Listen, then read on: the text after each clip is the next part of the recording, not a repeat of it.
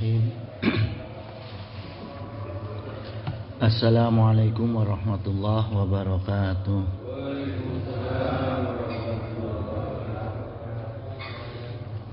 Alhamdulillah allazi akramana bil iman wa azzana bil islam wa rafa'na bi ihsan. Asyhadu an la ilaha illallah wa asyhadu anna sayyidina Muhammadan abduhu wa rasuluh allazi ba'athahu bil haqqi basyiran wa nazira. Allahumma shalli wa sallim wa barik ala sayyidina Muhammad wa ala alihi wa sahbihi wa sallim tasliman katsira, amma ba'du. Hadratul mukarramin, para sepuh, para alim, para hujat, para asatid, para kiai, juga jemaah Masjid Jami Al-Manan, hafizakumullah wa ri'akum. Kajian kita subuh ini adalah target perbaikan ukuran ya, atau qadar nasib kita pasca Ramadan ya.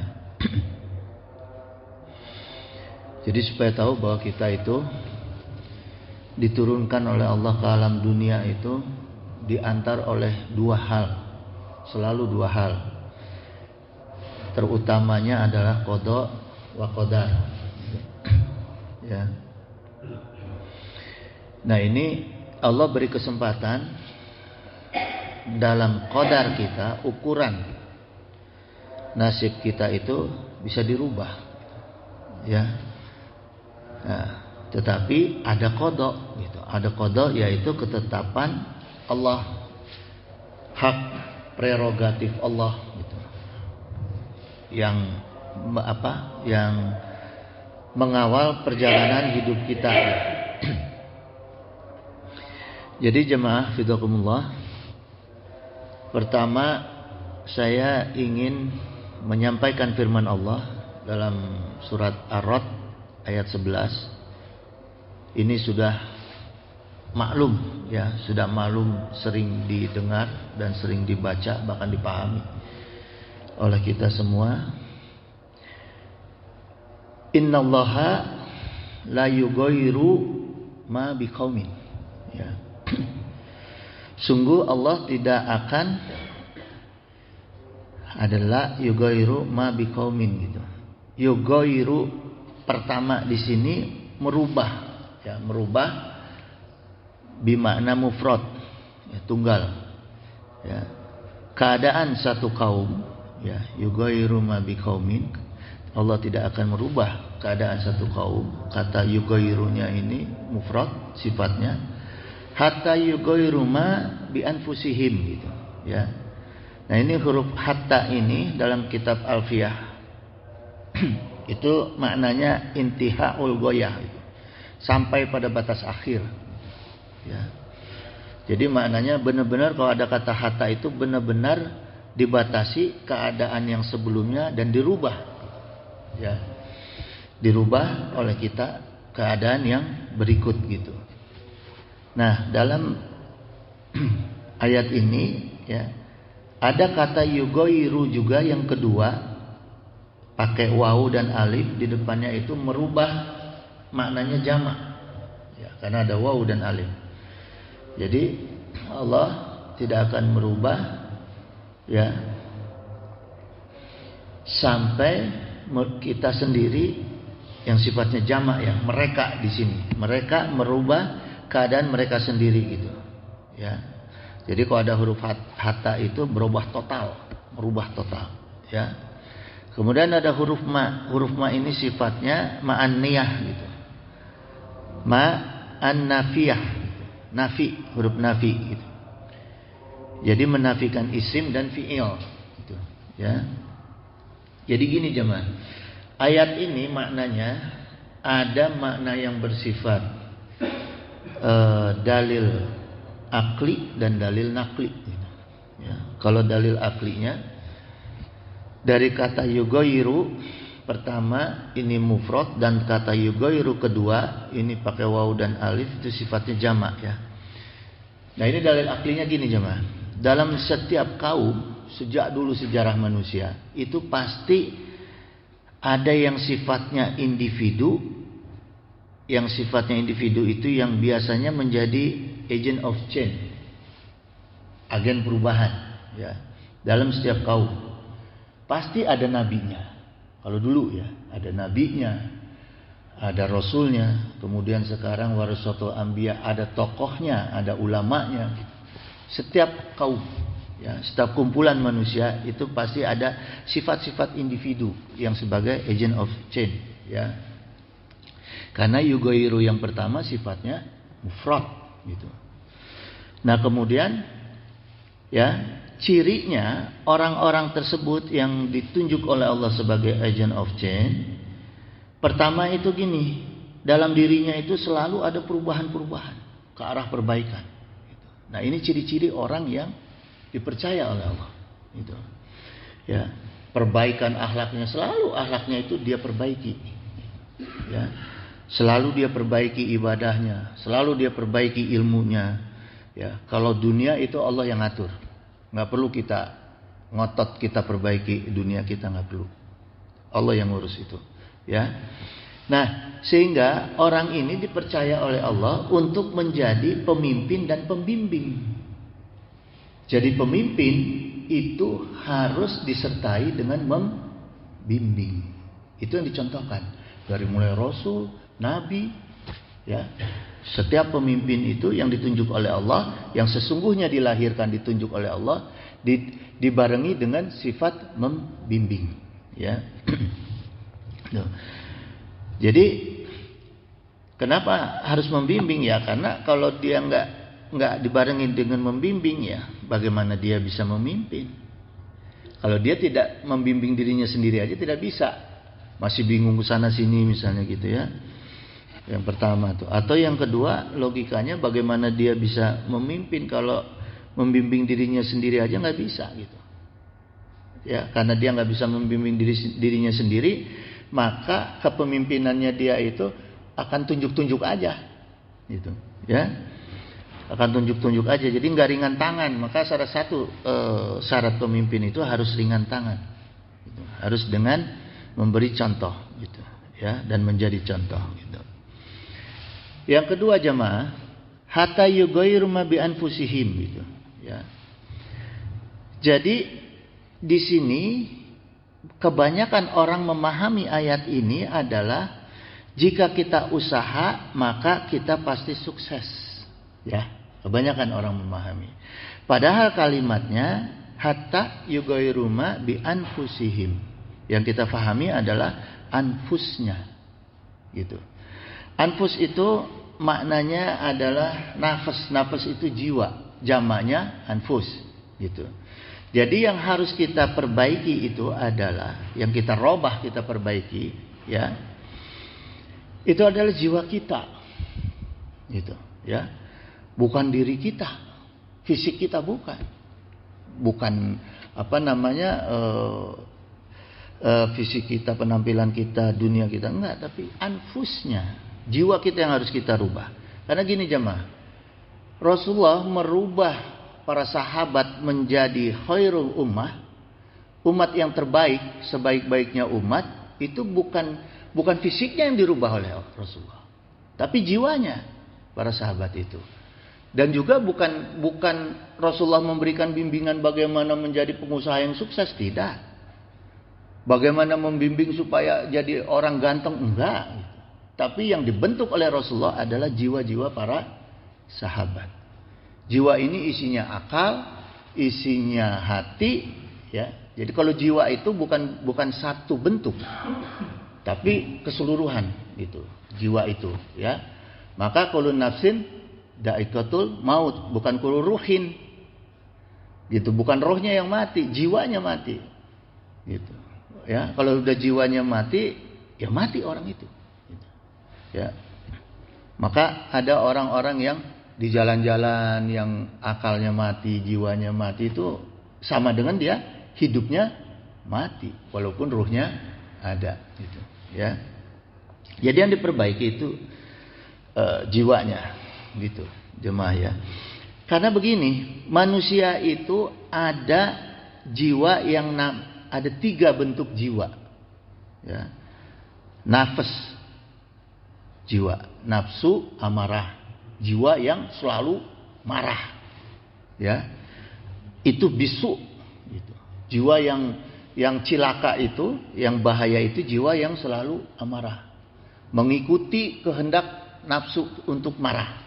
Itu namanya nafsu amarah. Itu jiwanya ya.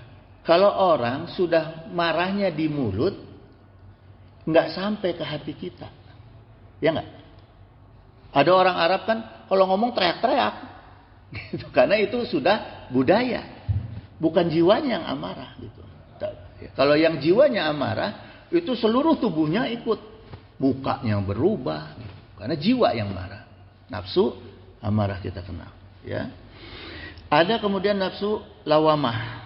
Nafsu lawamah ini nafsu yang tidak diam dalam satu keadaan gitu.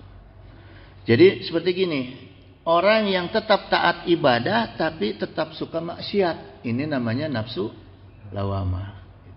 Ibadah terus, maksiat ongkoh gitu. Ya, itu nafsu lawamah, mengikuti keinginan maksiatnya. Ya. Nah, yang paling baik adalah nafsu mutmainnah gitu. Ya, yang kita di sini kalau nafsu mutmainnah ini yang kalau kita ikuti harus dengan ilmu agama. Baru kita bisa mengedepankan nafsu mutmainnah. Tanpa ilmu agama nggak bisa. Ya. Kalau cuma sekedar petunjuk-petunjuk dari keduniaan, berita keduniaan, itu yang timbul nafsu lawamah dan nafsu amarah. Gitu. Kalau untuk nafsu mutmainnah harus dengan Quran, sunnah, harus dengan ilmu agama, ya. Ya. Hah? Ini sudah agak jauh, kalau nanya udah ujung, udah lupa lagi. Oh gitu, ya. Ini kita itu bagaimana kiat-kiatnya untuk menghilangkan nafsu lawamahnya itu. Ini kebanyakan begitu. Jadi kita ngaji, tapi nggak bisa ngerubah-rubah ini. Digong terus istilah bahasa kadang. Iya, terus aja susah aja ini. Jadi kalau ngaji gitu ya, ngajar. Saya itu terutama gitu ya. Itu tapi nggak bisa ini tuh. Pokoknya kebanyakannya lawamahnya ini, bukan mutmainnahnya. Mutmainnahnya jarang. Ini gimana kiatnya itu untuk biar ngaji, biar dipakai gitu. Makasih. Pertama begini, terapkan ilmu agama kita, tempelkan di mata dan di telinga. Ketika mata kita melihat hal-hal yang haram, hal-hal yang berdosa, langsung salurkan saraf mata ini ke otak dan ke jiwa kita yang isinya ilmu agama. Oh, ini teh dosa, oh ini teh haram. Jadi ketika mata kita mengetahui ilmu haram, insya Allah kita akan godul basor, akan menghindar, gitu, ya. Terus tempelkan ilmu-ilmu agama itu di telinga, gitu. Supaya ketika kita mendengar orang yang memancing emosi kita istighfar otomatis, sehingga kita nggak kebawa amarah orang lain, nggak kebawa suudon, gitu ya. Nah, untuk menjaga fisik secara keseluruhan, usahakan kalau mampu.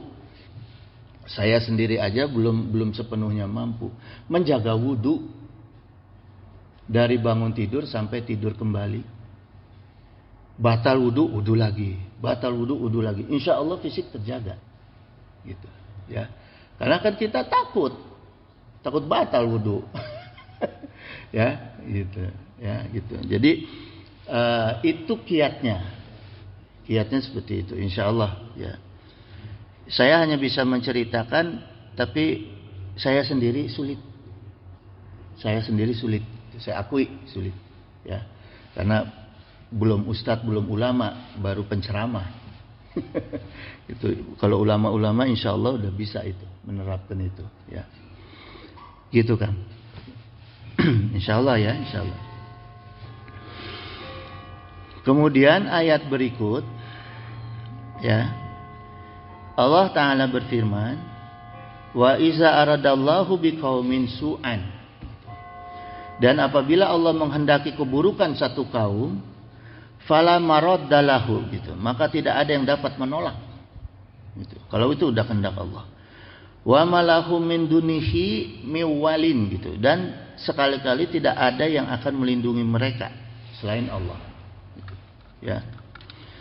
Jadi gini jemaah, dalam kalimat wa iza aradallahu biqaumin su'an, apabila Allah menghendaki keburukan terhadap satu kaum, fala maraddalahu, maka tidak ada yang dapat menolak. Ini menggambarkan ayat ini hak prerogatifnya Allah. Itu, ya. Termasuk Allah dalam menentukan siapa individu yang diberi amanat untuk membimbing sekaligus memimpin. Itu. Karena gini jemaah, ya, satu kaum itu, kelompok ini, kalau dibiarkan, dia improvisasi masing-masing. Kalau tidak ada pemimpin, ya, kalau tidak ada pemimpin yang membimbing, masyarakat itu akan improvisasi masing-masing, gitu. Dengan kendali-kendali pengetahuannya sendiri, ya, atau pengalamannya masing-masing. Akhirnya yang terjadi berdebat. Pengalaman saya begini, pengetahuan saya begini, saling. Karena tidak ada yang memimpin, tidak ada yang membimbing, gitu. Jadi egonya keluar. Gitu. Maka di situ perlu pemimpin. Selalu Allah turunkan pemimpin, gitu, yang sifatnya membimbing, ya. Kemudian Allah Ta'ala berfirman, Al-Hijr ayat 21, wa im min syai'in ila indana khazainu, ya, khazainuh, pakai tak marbutah ini. Zainuhu itu, ya. Nah, jadi di sini Allah menceritakan gini, tidak ada sesuatu pun pada sisi Allah itu melainkan Allah lah yang sifatnya hasanah. Khazain itu hasanah, khazainu hasanah. Kalau dalam kamus besar bahasa Indonesia itu hazanah itu artinya barang miliknya, ya, atau ciptaan yang dikendalikan. Jadi hazanah itu, hazanatuha artinya penjaga, hazainu pengurus. Jadi Allah lah memang yang benar-benar mengurus dan menjaga dan bertanggung jawab terhadap ciptaannya yang ada di seluruh dunia ini, langit dan bumi, termasuk kita, gitu. Allah bertanggung jawab terhadap diri kita, Allah menjaga diri kita, dan Allah mengurus diri kita, gitu. Makanya di sini sifatnya Allah sebagai Khazainu, gitu, ya. Hazanah, ada hazanah, hak prerogatif Allah, ya. Wa ma munazziluhu illa biqadarin ma'lum, gitu. Dan kami tidak menurunkan kecuali dengan ukuran-ukurannya. Jadi semua ciptaan Allah itu pasti tepat ukurannya, gitu. Gak mungkin salah, gitu, ya. Maka Allah itu tepat dalam menentukan siapa, bagaimana, kapan, di mana, dan ukurannya pasti tepat, gitu, ya. Karena ini hak prerogatif Allah, gitu. Nah, kemudian makna surat Al-Hijr ayat 21 ini menggambarkan gini jemaah. Semua ciptaan Allah, ya, itu pasti tetap dalam penjagaan dan tanggung jawab Allah. Semua ciptaan Allah, termasuk diri kita. Dan dalam pengurusan ciptaannya, Allah juga sering memberi hak kepada makhluknya untuk ikut mengurus ciptaan Allah, gitu, ya. Untuk ikut mengurus ciptaan Allah, tapi dengan amanah. Bukan tidak dengan amanah, asal dikasih ini urus, enggak. Ada amanah-amanahnya, ada ilmunya, gitu, ya. Gitu. Seperti gini, sawah salah satu ciptaan Allah. Allah yang prerogatif Allah menjaga, merawat, ya, bertanggung jawab terhadap ciptaan Allah, sawah itu, sawah tersebut. Tapi terkadang Allah juga memberikan hak kepada kita makhluknya untuk ikut merawat, diberikan amanah sehingga sawah itu kita beli, ya, misalnya kan. Akhirnya jadi seolah-olah milik kita, gitu. Tapi harus dengan aturan Allah. Gitu. Jadi jangan pernah menganggap apa yang kita miliki ini adalah hak kita, bukan, pinjaman dari Allah. Allah berikan hak. Allah sekedar berikan hak. Gitu. Kalau ente merasa mampu ikut merawat ciptaan saya, kata Allah, silakan. Allah kasih rezekinya. Gitu. Tapi jangan coba-coba keluar dari aturan saya, hak prerogatif saya. Gitu. Maka ikuti hak prerogatif saya dengan ilmunya. Ya. Maka Allah turunkan Al-Quran, Allah turunkan Nabi, Allah turunkan Sunnah supaya kita ada ilmunya untuk ikut mengurus hak-hak Allah, gitu, di bumi ini, ya, gitu jemaah. Maka ada hadis waqala Rasulullah SAW, ad-dunya sitnul mu'minin wa jannatul kafirin. Surga itu adalah penjaranya orang mukmin dan surganya orang kafir. Gitu. Apa makna surga orang mukmin? Kalau kita pernah tahu penjara, penjara itu adalah sebuah lingkungan yang ditutup oleh pagar, ya, sehingga kita tidak bisa bebas berbuat semau kita di dalam penjara. Ada aturannya, gitu. Dipagari oleh pagar hukum. Orang yang terhukum masuk ke dalam penjara, gitu. Jadi apakah di dalam penjara kita nggak boleh kaya? Boleh. Apakah semua orang yang masuk di penjara harus miskin? Enggak. Gitu. Ya. Apakah kita bisa berhubungan suami istri di dalam penjara? Bisa. Tapi ada aturannya. Jadi kita seorang mukmin harus benar-benar mengikuti aturan Allah. Gitu, ya. Kita tidak bisa bebas berbuat karena ada hukum-hukum Allah. Gitu. Ya. Tapi bukan berarti kita tidak bisa kaya. Ya. Gitu. Maka kalau kita bisa ngatur diri kita di dalam penjara hukum Allah, insya Allah Allah akan berikan hak kepada kita untuk ikut merawat ciptaan Allah. Kalau enggak, diambil lagi sama Allah. Bisa terjadi kebakaran, bisa terjadi musibah. Karena itu hak kita diambil lagi sama Allah yang sudah dipinjami tadi. Ya, itu jemaah. Jadi beda kita dengan kafir. Kalau kafir surga, dia di dunia mau ngapain aja boleh. Makan daging babi boleh, minum yang haram boleh gitu. Tapi di neraka dia matinya dia di neraka. Karena dia tidak punya hukum, ya. Kemudian gini jamaah sekalian. Dalam surat At-Taubah ayat 128 Allah berfirman, laqad ja'akum rasulun min anfusikum, sungguh telah datang kepadamu seorang rasul dari kaummu sendiri, azizun alaihi ma anittum, gitu. Berat bagi rasul itu untuk merasakan penderitaan kita. Jadi Rasulullah itu ikut merasakan penderitaan kita, ya. Harisun alaikum, Rasulullah itu sungguh menginginkan keimanan, keselamatan bagi kita. Bil mu'minina ra'ufur rahim, dan Rasulullah itu sifatnya terhadap orang-orang mukmin itu amat belas kasih sayang. Ya, sangat penyayang kepada kita orang-orang mukmin. Gini jemaah sekalian, ya. Ini saya angkat dalil ini, Quran ini, supaya kita punya pemahaman siapa sih yang pantas jadi pemimpin kita, yang ikut bisa memimpin kita, membimbing kita. Ini dijelaskan dalam ayat ini. Pertama gini, ya, Rasulullah itu digambarkan sifatnya, ya, azizun alaihi ma'anitum, terasa berat. Rasulullah ikut merasakan berat umatnya. Maknanya di sini, pemimpin yang baik itu harus punya sign of crisis yang baik. Ini yang dicontohkan oleh Rasul. Jangan umatnya sengsara dia senang-senang, enggak. Yang dicontohkan oleh Rasulullah ikut merasakan bagaimana susahnya penderitaan umatnya, sign of crisisnya, ya, ada sign of crisis.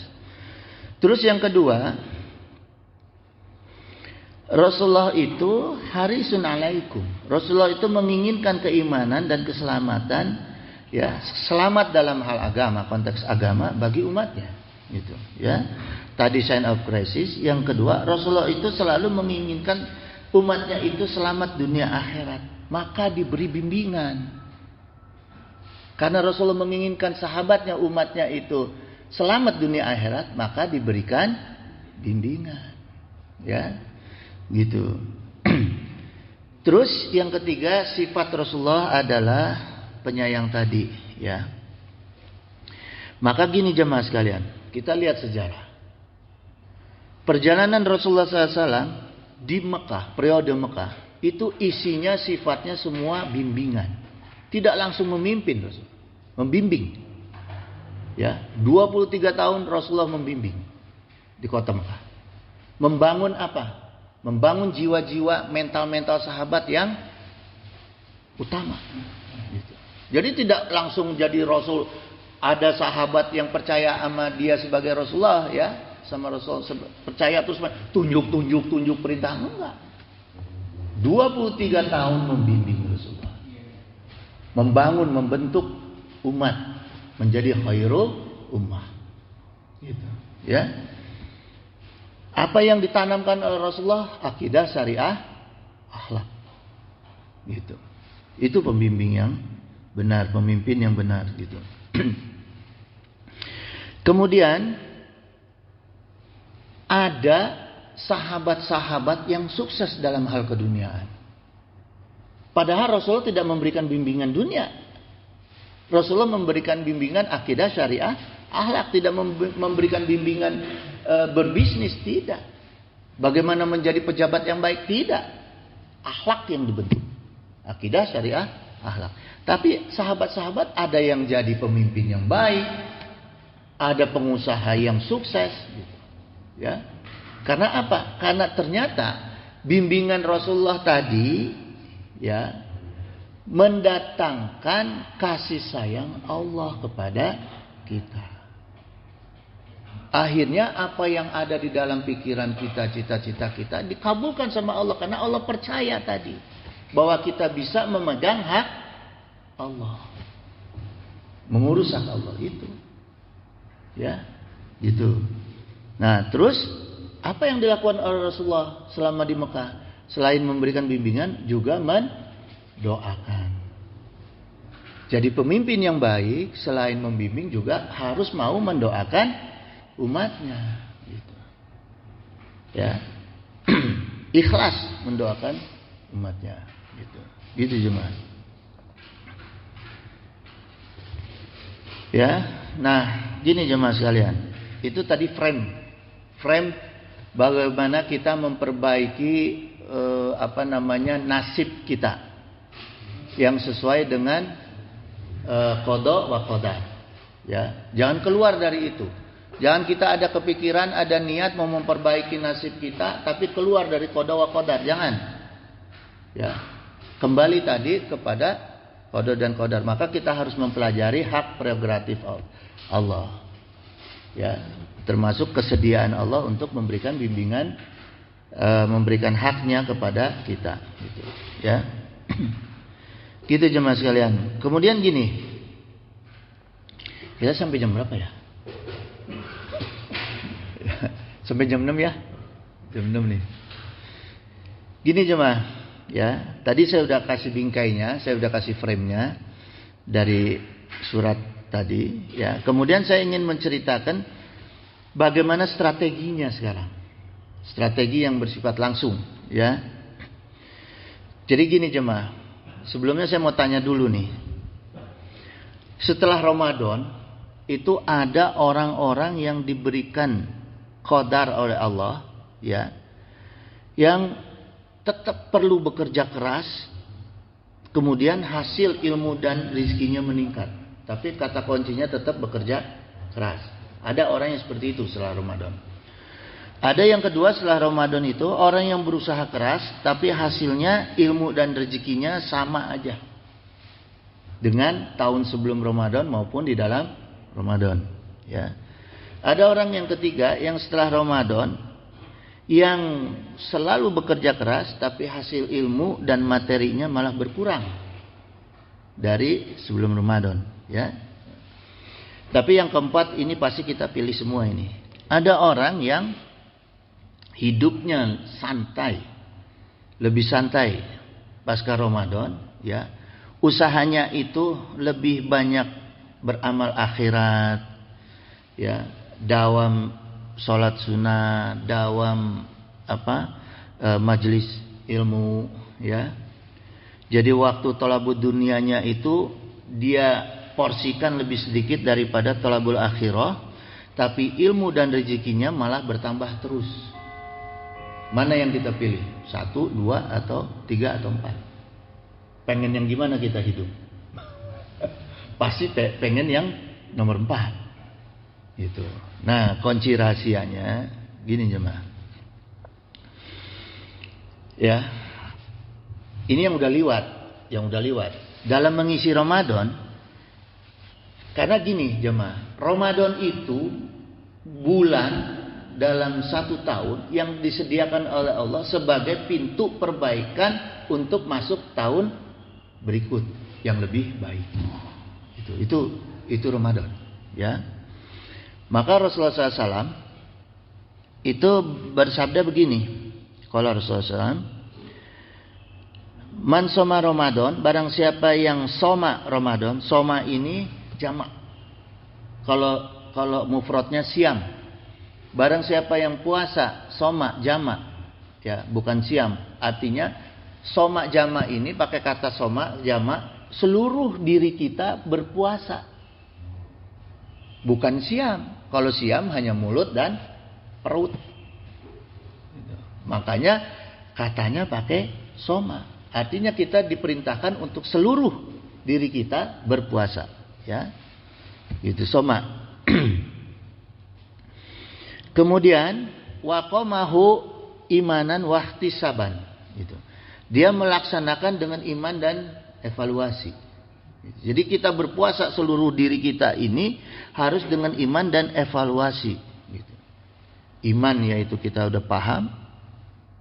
Ihtisaban itu evaluasi. Kita mengevaluasi dari mulai bangun tidur sampai mau tidur, kita evaluasi nih, selama puasa ini apa kekurangan kita, apa kebocoran kita, apa kelemahan kita. Jangan dihitung kebaikannya, hitung kelemahannya. Ini batal nggak nih puasa kita? Gitu. Ya, makanya harus dijaga ihtisaban. Gitu. Ya, ghufira lahu ma taqaddama bizanbi, maka Allah akan berikan ampunan dosa yang telah lalu.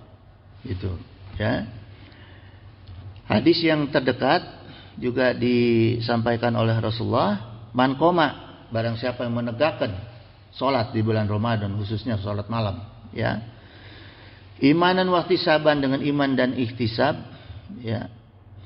Seperti salat-salat tidak hanya fardu tapi juga sunah-sunahnya, rawatib, tarawih, tahajud, ya. Ghufira lahu ma taqaddama min zanbi, Allah akan berikan ampunan. Nah, sekarang pertanyaannya tuh gini jemaah. Kalau kita berpuasa dengan iman dan ihtisaban, apa untungnya? Karena Allah cuma ampuni dosa. Allah nggak beri rizki.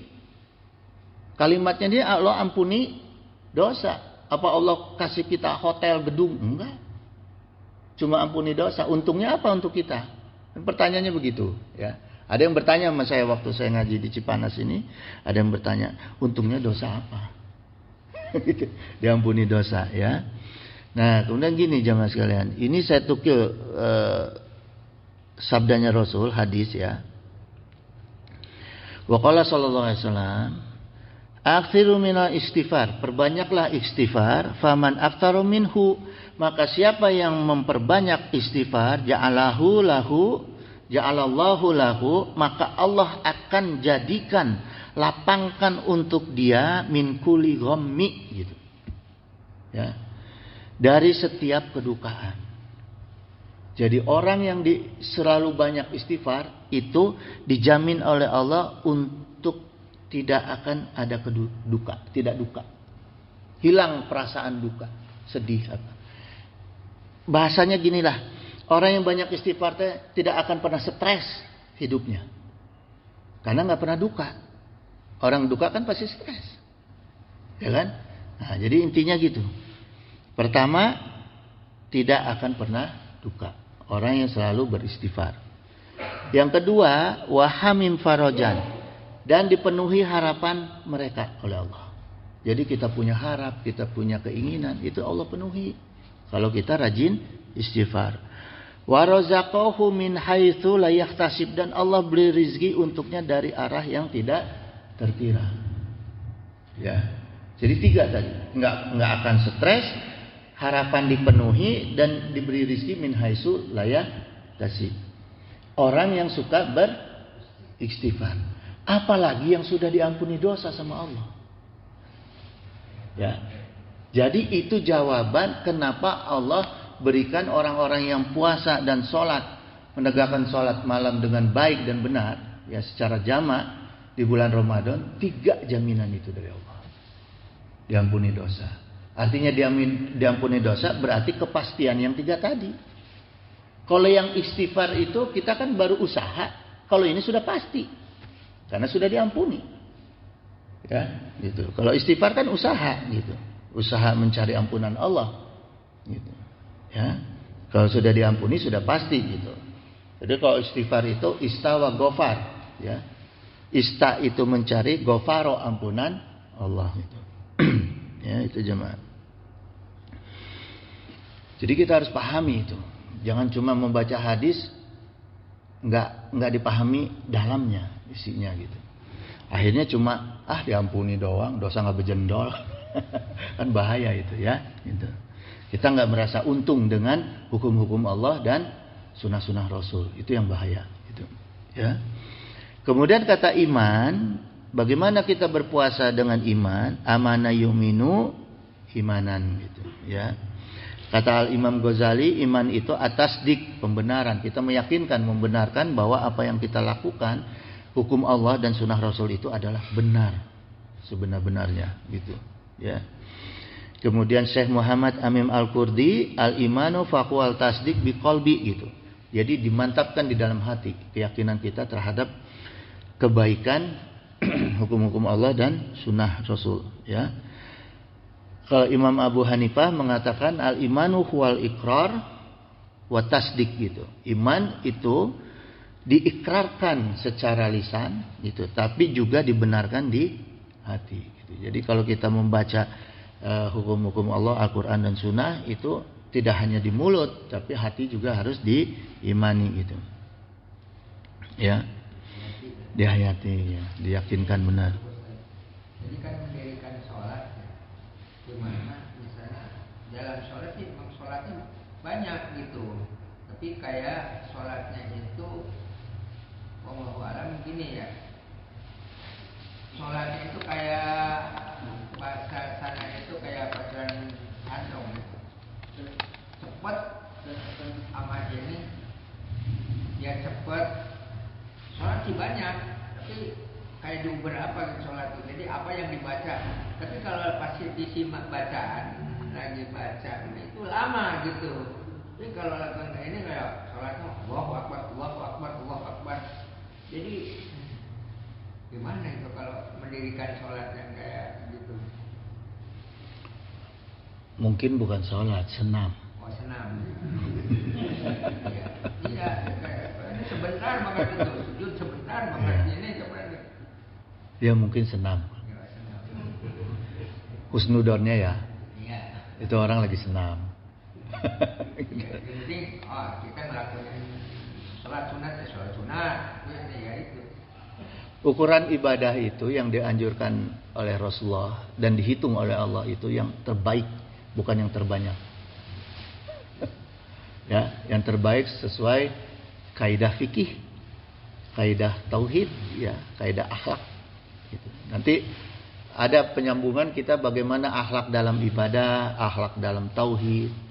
Ya, ada kajian-kajian khusus itu nanti insyaallah kita akan buka itu. Gitu. Ya. Satu lagi. Tadi katanya bagi orang Muslim itu, ya dunia itu adalah penjara. Sijin. Yang ingin bagi orang kafir ya surga lah gitu ya. Nah ini kita itu kadang-kadang kalau kepepet, kalau kita susah, orang kita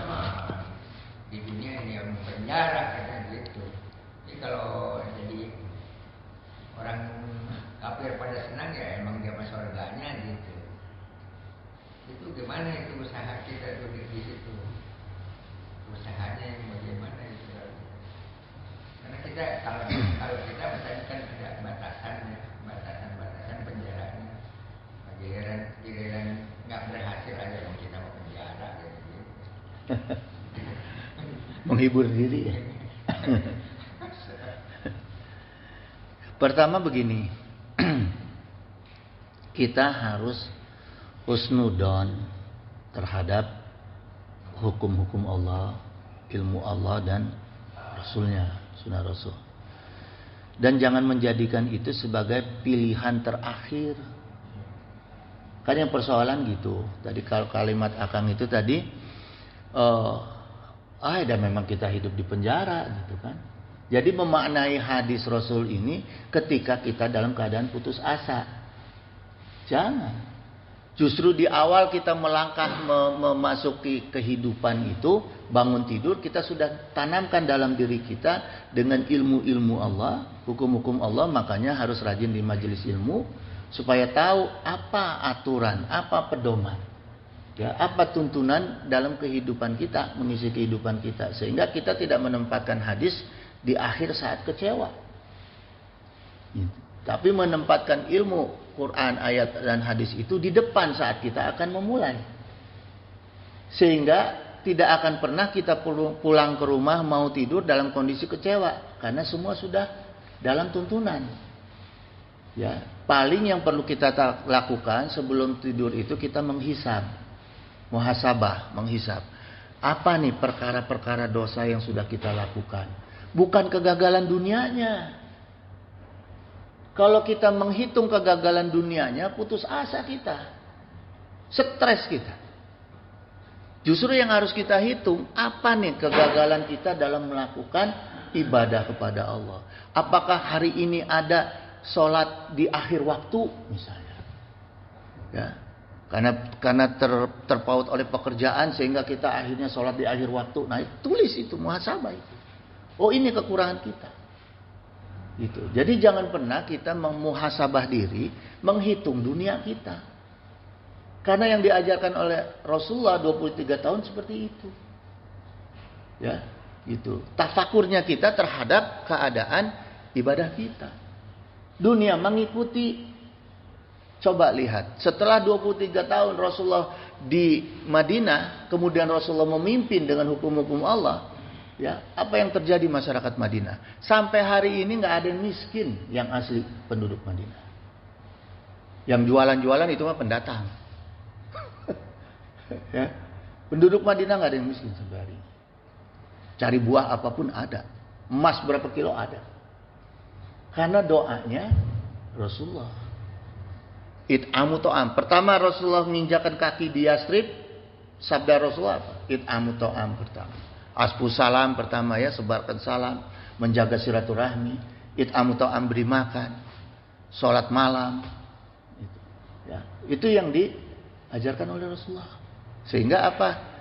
Kita itu terbentuk masyarakat madani. Kalau sekarang ini cerita masyarakat madani slogan. Persoalannya itu, gitu. Karena tidak ada yang memberi contoh. Yang selalu menyampaikan aja, menyampaikan retorika. Masyarakat madani. Nuhun. Gitu. Tapi contoh nggak ada yang memberikan contoh. Itu persoalan. Ya, di bangsa kita saat ini, di umat Muslim kita saat ini seperti itu. Gitu, jemaah, ya kan? Ayo deh. Ya. Yang bapak-bapak bukannya saya nanya. Cuma saya ada ya, barangkali bapak-bapak ada ganjalan, ada ini kesempatannya kepada ahlinya gitu. Jadi kita kalau nanya nanti sekali lagi nanya sama Haji Muhyiddin nggak bisa apa-apa, ada yang ngawur gitu ya. Kalau nanya sekarang nggak paham langsung nanya Pak Ustadznya. Sama Pak Ustadz Dedi juga sama begitu. Nah, ini kalau Pak Ustadz Aksa itu saya suka agak panjang, jadi keburu lupa, makanya saya suka putus. Jadi barangkali bapak-bapak ada ganjalan, ada yang ini, langsung nanya aja, ya. Kok cuma Muhyiddin motong-motong aja Pak? Iya. Gitu ya. Itu ya. Saya lagi ingat. Kalau bapak-bapak ada yang lain, jangan ini langsung aja tanya, ya. Makasih. Ya. Ada yang mau bertanya, yang lain mah enggak? Ya, ada yang lain. lain maka silakan. Lanjut. Kalau enggak saya lanjutkan, ya. Jadi gini jamaah sekalian. Yang pertama tadi imanan, wahtisaban, hisab, ihtisaban. Itu asal katanya hasaba yahsabu hisaban. Ya. Ini unik. Uniknya gini. Kata hasaba yahsabu hisaban, semua huruf sinnya itu di fathah. Hasaba sinnya fathah. Ya, yahsabu sinnya fathah. Ya. Hisaban sinnya fathah. Semua fathah. Gitu. Jadi bimakna muhasabah diri itu ya artinya adalah evaluasi dengan penuh perhitungan. Makna sin di fathah itu tadi, ya. Jadi benar-benar dihitung oleh kita, gitu. Ya. Karena berpuasa itu menurut Ibnu Hajar dalam kitab Fathul Bari yang dimaksud ikhtisaban, ya, hasaba yasabu ikhtisaban itu adalah tolabu sawab minallahu ta'ala, menghisab diri untuk mencari hadiah dari Allah. Jadi tidak mubazir kita menghitung-hitung amal kita, karena tujuan kita adalah mencari hadiah, tolabu sawab minallah, mencari hadiah, tidak ada masalah. Ya, kita mulai menghitung diri nih mau tidur, aduh amal saya buruknya gini, jeleknya kurangnya ini. Terus ya Allah dengan hisab saya diri saya ini saya mohon diberi hadiah, doa pada Allah, nggak masalah. Karena memang tujuannya menurut ulama adalah tolabul sawab, mencari hadiah, ya. Jadi jangan ragu-ragu, gitu. Bukan berarti ijabah doa kita hanya dengan tahajud, dengan puasa sunnah, tidak, atau doa sholat duha, tapi menghisab diri termasuk juga salah satu cara untuk kita mencari hadiah dari Allah. Dan Allah itu dekat sama kita. Insya Allah diijabah kalau kita ikhlas. Jangan ada embel-embel dunia tuh. Hisab aja diri kita, ya. Minta diberikan oleh Allah hadiah, keberkahan dunia akhirat, rahmat ridha Allah, supaya rizki kita itu maslahat. Boleh. Toh kita di dalam sholat juga mencari hadiah. Robik firli warhamni warzburni warzuqni. Minta rezeki juga, minta sehat juga, gitu.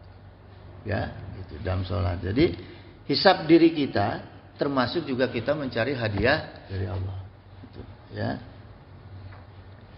Waduh, teh tarik banyak amat, isi tumpah ya.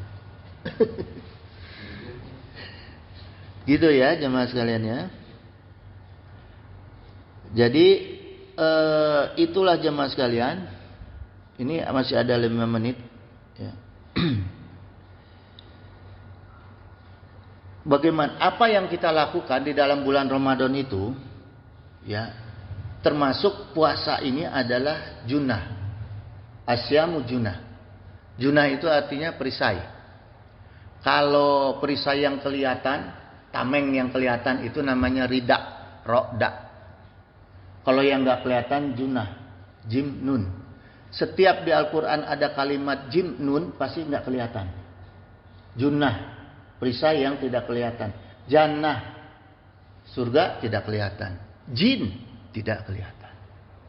Ya, jadi kalau ada jim nun nggak kelihatan.